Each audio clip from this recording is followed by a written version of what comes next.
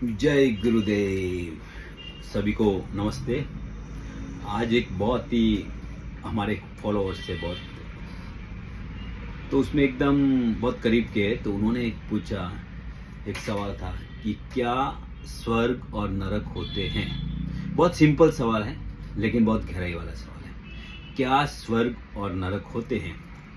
तो स्वर्ग नरक एक्चुअल में ऐसा कुछ है नहीं, स्वर्ग और नरक। और मरने के बाद में अभी तक हजारों लाखों करोड़ों अरबों कितने लोग मर गए होंगे, कहाँ जाते, उनका क्या होता है।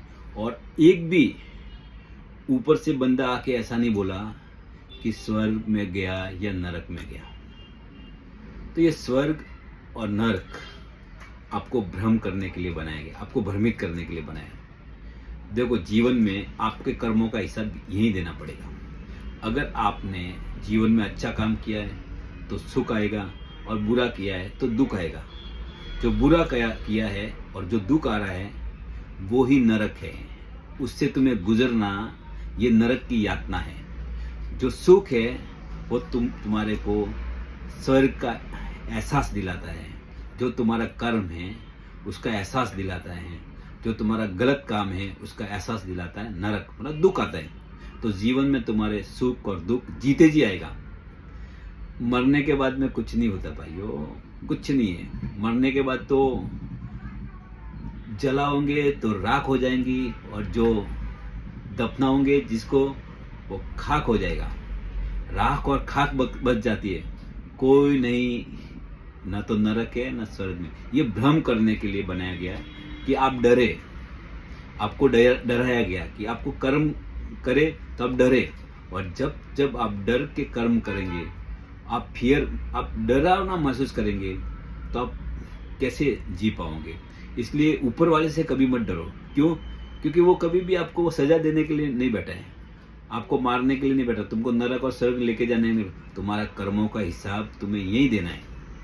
जब तुम्हारा कर्मों का हिसाब यही देना है और स्वर्ग नरक है नहीं, और मान लो तुम बोलते स्वर्ग नरक है, तो मुर्दे को क्यों जलाते हो?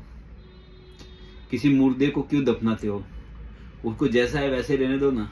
जाएगा तो अपनी यातना तो भोगेगा, ऊपर जाएगा तो उसको शरीर के रूप में ही जाने दो, और कोई तो लेने के लिए आएगा उसको स्वर्ग में। अभी जब जिंदा आदमी है, तब जो जीता है, जो भोग करता है, वो सब खत्म हो जाता है यहाँ पे।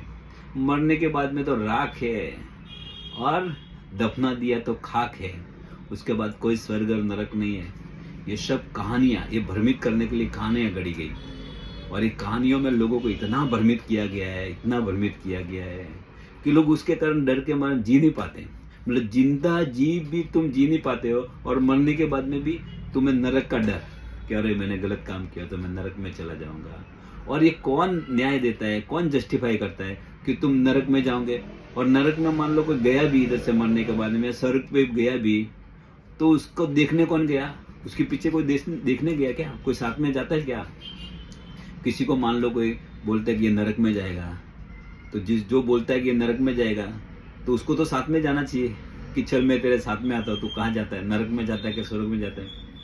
जब कोई साथ में नहीं, मरना अकेले है, जीना अकेले है, जन्म जीना सब अकेले है, तो नरक और ये स्वर्ग है ना, भ्रम है। बस इस भ्रम से बाहर निकलो।